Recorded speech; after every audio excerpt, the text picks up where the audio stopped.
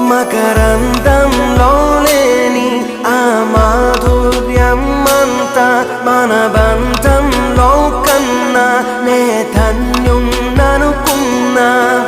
గుండెల్లో చెమ్మే కళ్ళల్లో చిమ్మే పండంటి జన్మే రాశాడు బ్రహ్మే. ఎవరేమి అంటున్నా ఎవరేమి చేస్తున్నా అనుబంధమే